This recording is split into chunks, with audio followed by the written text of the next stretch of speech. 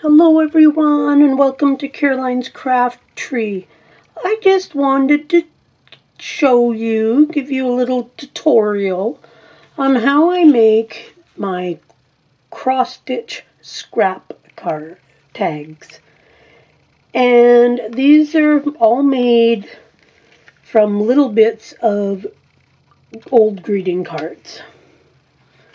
So pretty much any greeting card, they're all plain in the back. Some might have a little bit of writing, or the backs might be a little bit colored, such as in these. Now when making them, the top section and the bottom section, you're only going to put holes on the one side. So, and I've already done some prep work just so this video wasn't a really long video. So you will need bits and pieces of greeting cards. Now these are 3 inches this away, and this away can be pretty much anything. I do mine between 1 to 2 inches wide, depending on the individual card. You can do them a little bit narrower than 1 inch, but if you get too small, then it's a lot of extra stitching. So, and some vary how many pieces. Some have 4, some have 5. I've even done them with 6. So this one here only has the 4. This one has the 4. So just a few simple tools. The one tool I do like is this here little grid thing. This is just cheap foam that I use to poke my pin into. This is made by Stampin' Up, and this is what I use for my lines. So I just put it down there, I line it up, I take my little homemade pokey tool, which is just a sewing needle in a cork. But I like it because I like my hole small, and then I just go in and I just poke the desired holes that I want. So, but this has been really handy. When I first started doing these, I actually measured them out by hand with a ruler and put a little dot and then poked it that way. But this has saved me some work. So, need some embroidery floss. I just use an off-white color just because I have lots of it. So I've got a few stages here, just so then I wasn't going to bore you with the actual stitching, but knowing how to cross stitch definitely helps, but it's actually very simple. So, and as you can see, this one, it only has the holes on the one side, so that is actually going to be my bottom of my tag. So this will be the very bottom. And then this one's going to go here, and then I have other ones here. So to start, of course, being cross stitch, you want to make little crosses with your thread. The back, they're not crosses, they're just little lines. So let's start with that. So I'm going to come up in my very bottom hole, and I'm going to leave a couple inches. As for the length of your tag, or your string, I wrap mine around 4 times. So 1, 2, 3, 4. And then I snip it. That way it gives me the right amount of thread without skimping to the very end, but not so much that I'm wasting a ton. So I've got it coming up there. This one, I'm going to overlap. This is the hardest part actually, because you've got to try and hold these. So I'm going to grab my nail right on the end. Hopefully you can see this. And then I'm going to make on the diagonal. So I'm going to go to the second hole on my second piece. And then back here, I'm going to go the second hole on that piece. And then I'm going to go on the diagonal. I'm hoping this turns out good on the video. I don't do a lot of tutorials, so hopefully you can follow along. So now you can see I've got my first 2 stitches and they're going at an angle. So as you move your stitches down, you have a little more room to hold on to your things.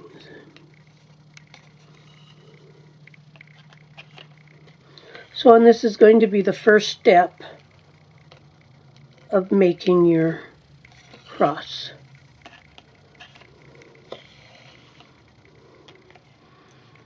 So you can see they all go at an angle, and you've got an empty hole here, which will get filled up when we come the other way. So a few more.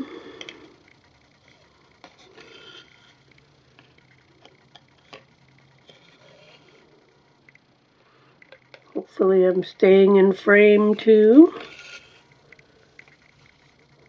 So I think you'll get the idea. You could even do a zigzag, anything. I don't use any glue to hold my pieces together, but you could certainly run a little tiny piece of glue to hold them together or whatever. So, but as you can see, these are on the diagonal. On the back side, they're going straight. So I have one here that I've gone pretty much to the end. So let's just do the last couple here, and then I'll show you how to go back the other way. So I'm at the last hole on there, and then I'm going to come back up. And then basically I'm going to make my diagonal lines go the other way to make the X. The back again, I'm just going straight again as the first row.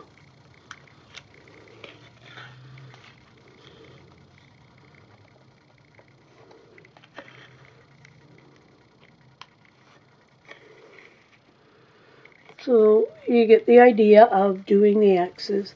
Now you're going to do that and come all the way back to the end. And you will end up going down this hole that hasn't been used yet on that end. So now I have another one. This one here, I've done the cross stitching all the way across. So now I've got my 2 ends. And no matter, as long as your holes are the same number on each side. So if you've got 20 holes here, you want 20 holes on this side to match them up. It doesn't really matter how many total, it's going to work out the same when you get to the end. So I just take my 2 ends, hopefully you can see this, and I'm going to just tie a knot to hold it together. Whoops, lost my thread. So I just do basically just one knot, I guess. Like so. And then I don't snip it right off because I don't want the knot to come undone. So when I got the knot, I just take a little bit of glue and I just dab just ever so lightly a little bit of glue on there. Not sure if you can see it, and that just holds the knot together. So I do all my gluing at the end. So I will keep sewing these together. This one here will have the 4 pieces.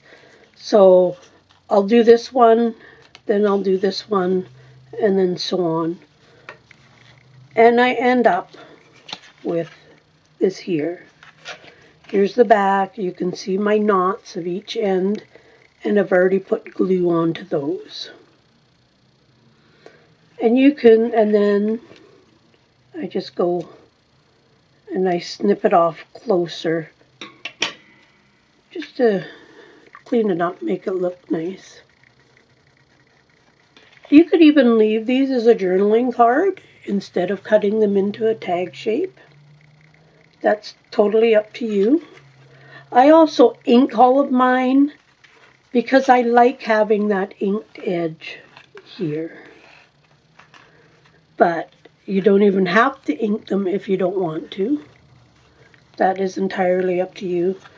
But I ink pretty much everything. You can see the inked edges a little bit better on here. I just like the way they look.